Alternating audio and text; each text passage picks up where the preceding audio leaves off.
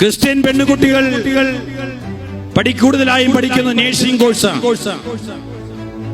ഈ nursing course പഠിക്കാൻ പ്രത്യേക സമുദായത്തിൽപ്പെട്ടവർ സംഘടിതമായി അഡ്മിഷൻ എടുക്കുന്നത് എന്തിനാ? നേഴ്സിംഗ് പഠിക്കാനല്ല.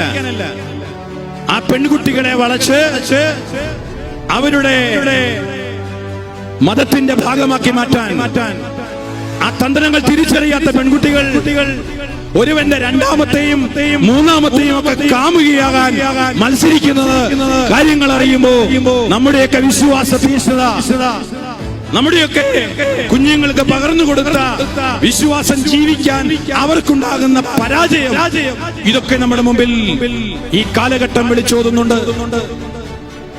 അവിടെയാണ് ഗീവർഗീസ് പുനർജനിക്കേണ്ടത്.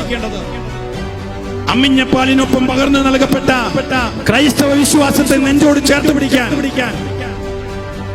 ഇന്നലെയും ഇന്നോ കാണുന്ന ഏതെങ്കിലും ഒരുത്തന്റെ മധുര വാക്കുകൾക്ക് മുമ്പിൽ ക്രിസ്തുവിനെയും ക്രിസ്തുവിനുള്ള വിശ്വാസത്തെയും തള്ളിപ്പറഞ്ഞുകൊണ്ട് തട്ടമിട്ട് ഇറങ്ങിപ്പോകാൻ മടിയില്ലാത്തവരായി നമ്മുടെ പെൺകുട്ടികൾ മാറിയാൽ ഗീവർഗീസിന്റെ വിശ്വാസ തീഷ്ണതയ്ക്കും ഈ ഗീവർഗീസ് കൊടുത്ത രക്തത്തിലും അവന്റെ ജീവനും ഈ കുരിശിൽ മരിച്ച ഈശോയുടെ ബലിക്കും ഇവിടെ വിലയില്ലാതായി മാറുന്നു എന്ന് നമ്മൾ തിരിച്ചറിയണം. എന്തു പറ്റി? നമുക്ക് കഷ്ടപ്പാടുകളുടെയും ബുദ്ധിമുട്ടുകളുടെയും വേദനകളുടെയും നടുവിൽ നമുക്ക് കുടുംബങ്ങളിൽ പ്രാർത്ഥനയുണ്ടായിരുന്നു, കുടുംബങ്ങളിൽ വിശ്വാസ കൈമാറ്റം ഉണ്ടായിരുന്നു, ദാരിദ്ര്യവും ഇല്ലായ്മയും ഉണ്ടായിരുന്ന നാളുകളിൽ ദൈവത്തിൽ ആശ്രയത്വം ഉണ്ടായിരുന്നു.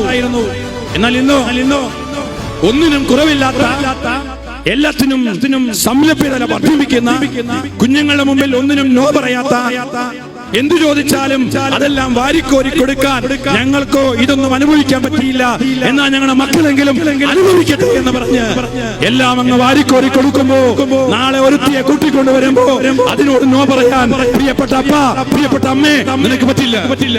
നാളെ ഒരുവന്റെ കൂടെ അവൾ ഇറങ്ങിപ്പോയാൽ ആദ്യമൊക്കെ കുറച്ച് ചുണ്ടി കാണിക്കും, പിന്നെ അവിടെയും ഭർത്താവിനെയും കുഞ്ഞിനെയും കൂടെ കൂട്ടി സൽക്കരിക്കും.